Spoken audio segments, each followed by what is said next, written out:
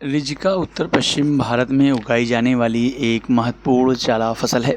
आमतौर पर यह ज्वार, मक्का, लोबिया, ग्वार आदि के बाद बोई जाती है। रिजिका के हरे चारे में पर्याप्त मात्रा में पोषक तत्व होते हैं। वैज्ञानिकों का मत है कि इस फसल की उत्पत्ति एशिया माइनर और ट्रांसकाकेशिया में हुई। का चारे की फसल का सबसे अच्छा पौधा माना जाता है, जो इंसानों द्वारा सबसे पहले पहचाना गया। रिजिका के बारे में लगभग कहा जाता है कि 18 से 19% इसमें प्रोटीन होता है। यह फसल हे बनाने के लिए उपयुक्त है। राष्ट्रीय डेयरी विकास बोर्ड NDDB के मुताबिक रिजिका 5.7 या अधिक pH मान वाली उर्वरक भूमि पर अच्छा प्रदर्शन करती है। इसकी जड़ें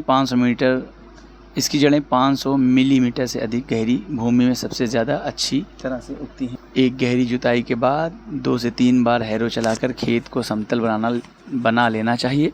अच्छी जल निकासी के लिए बोने से पहले खेत को समतल किया जाना बेहद ज़रूरी है।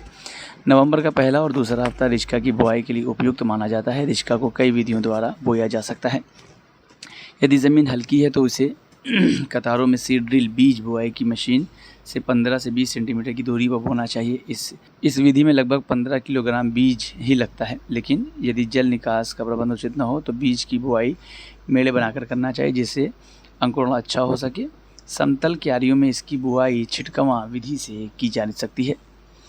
अच्छी उपज के लिए 20 से 25 किलोग्राम बीज प्रति हेक्टेयर इस्तेमाल कर सकते हैं। पहली कटाई में उपज बढ़ाने के लिए 8 से 10 किलोग्राम जई और 1 किलोग्राम चारा सरसों का बीज मिलाकर रिजिका को फास्फोरस और पोटाश की ज़्यादा ज़रूरत होती है। शुरुआती ग्रोथ के लिए नाइट्रोजन देना भी ज़रूरी होता है, क्योंकि छोटे पौधे में नाइट्रोजन एकत्रित करने की क्षमता शुरू में कम होती है। रिजिका की अच्छी उपज के लिए 25 से 30 किलोग्राम नाइट्रोजन और 50 से 60 किलोग्राम फास्फोरस व 60 से 80 किलोग्राम पोटाश प्रति हेक्टेयर के हिसाब से देना चाहिए।